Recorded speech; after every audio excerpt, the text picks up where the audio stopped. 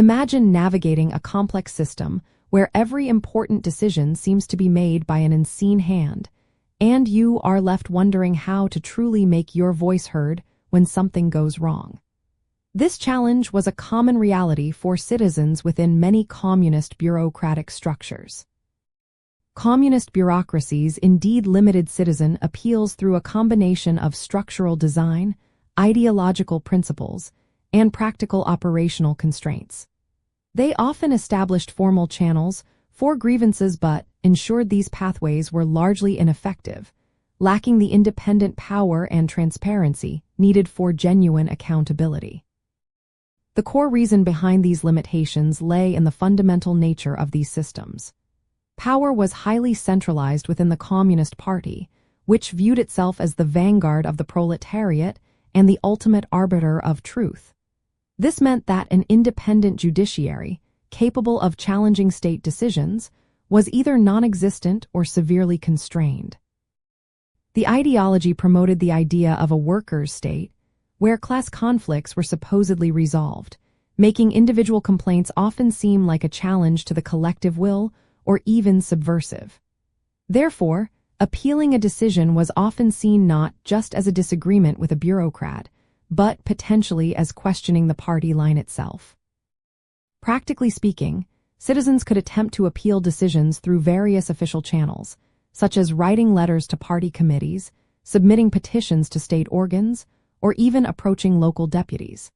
However, these processes were frequently bogged down by excessive red tape and a lack of clear accountability. Submissions might be endlessly circulated between departments, often returned to the very official or institution being complained about. Decisions were made within opaque internal processes, making it difficult for citizens to understand the reasoning or follow up effectively. The absence of a free press also meant that public pressure could not easily be brought to bear on unresponsive officials.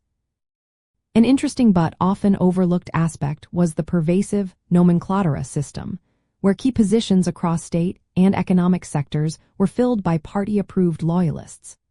This created a strong incentive for officials to protect one another and uphold party directives, rather than risk their careers by addressing genuine citizen grievances that might implicate fellow members or systemic issues.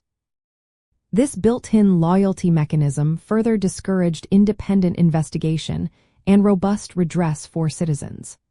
Moreover, informal networks and personal connections, rather than formal appeal procedures, often became the more effective if unpredictable way to resolve issues for those who had them. Understanding these systemic limitations helps clarify why simply having a formal avenue for appeal does not guarantee true recourse.